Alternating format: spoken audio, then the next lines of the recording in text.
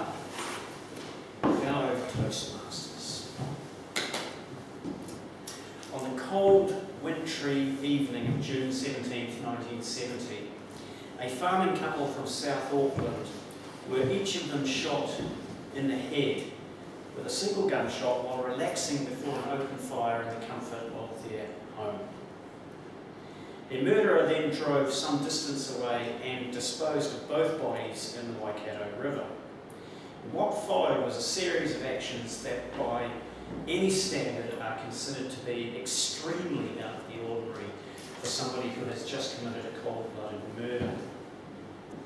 First off, what the killer did was they set about doing a highly controlled clean-up of the crime scene, presumably returning to it on several occasions over the course of the next few days. They also brought in a female accomplice to not only assist with the clean-up, but also to help feed and change the nappies, allegedly, of the slain couple's 18-month-old toddler. She was left confined in her cot for 4.5 days until after the crime was discovered. And even more unusually, what the killer did was they also allowed this female and the toddler to both be seen clearly by eyewitnesses outside the house the days after the murders. All of these actions, and several more, add up to one of the most baffling case studies in New Zealand criminal history. If you haven't picked it already, then I'm speaking, of course, about our most famous of cold cases, the mystery of who killed Harvey and Jeannette Crewe. Now, to date, no motive for their killings has ever been fixed.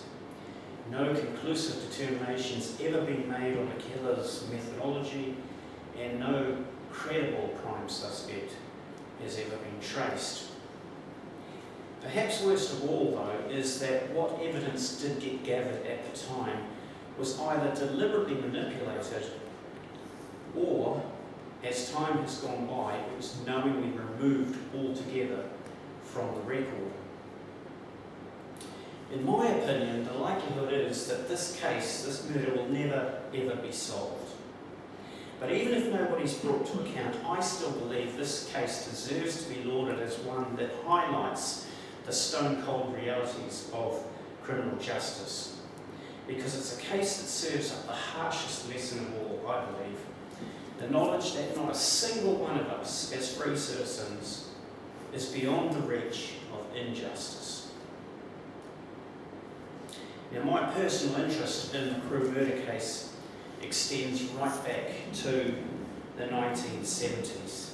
I was only about 9 years old when it happened, but I remember at the time it being front and centre in the national news for years afterwards.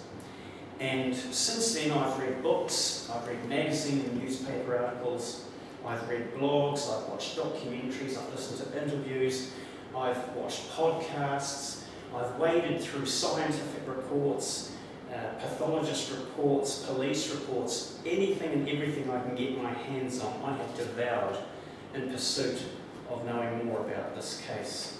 In fact, it's fair to say I may even be slightly obsessed about knowing what really happened in that house on that night of June the 17th. So in this, the first of a series of speeches, I'm going to furnish you with some background to this case.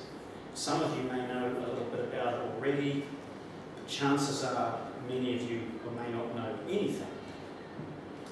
In part two, my focus is going to go on bringing some objectivity to the key question that remains unanswered, which is, who did it? That's the question everyone wants to know. But in part three, my focus is going to shift onto the role taken by the New Zealand police throughout the course of history on this case, for as anybody who knows anything about this case knows, what makes it so infamous is not just the mystery of the circumstances of the murders themselves, but the orchestrated pattern of corruption that permeates right through this as a result of its handling by our resident police force.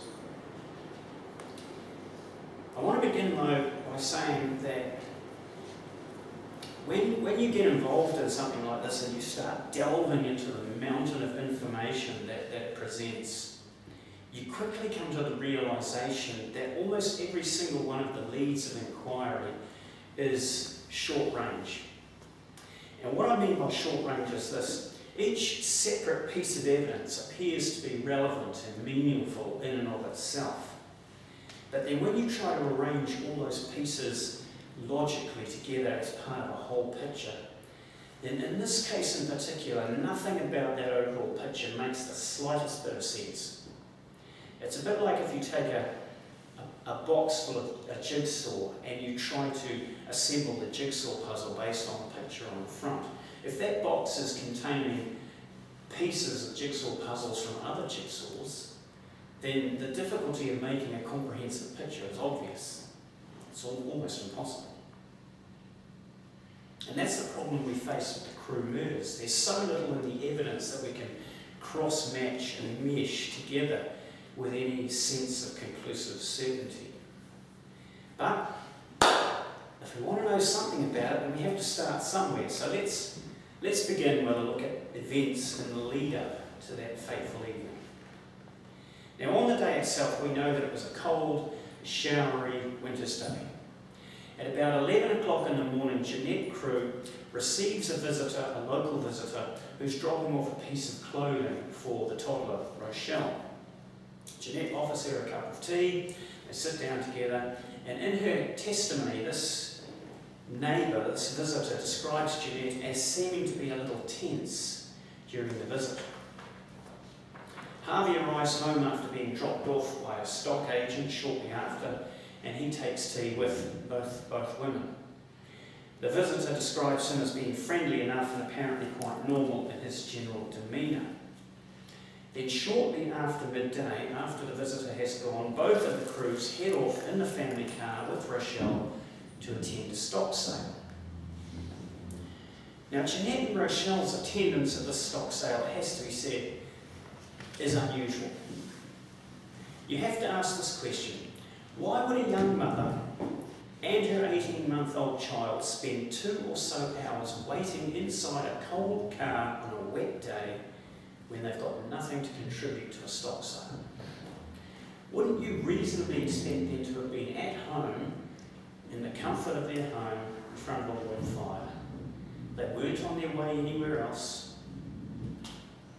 It's quite telling, really, because supplementing that is the knowledge that locals reported to the police that they often saw Jeannette out on the farm, sitting in the family car close to where Harvey was working on many occasions in the lead up to their murders. Which raises a prominent question about why she seemed to have an aversion to being in the house alone. Whatever her reason, it certainly speaks about a behaviour or an extraordinary pattern of behaviour for a busy farmer's wife and young mum. But we also know that there was a series of unlawful events that transpired on the Crewe farm in the 2-year period leading up to their murders. For instance, on July the 29th, 1967, there was a burglary where all of Jeanette's best jewellery was stolen.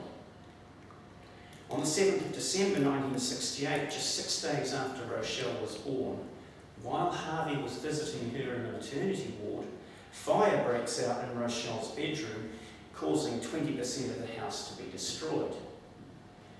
No cause for that fire was ever established. And then on May the 28th, 1969, the farm's hay barn, along with all Harvey's winter feed, suddenly goes up in flames and is completely destroyed.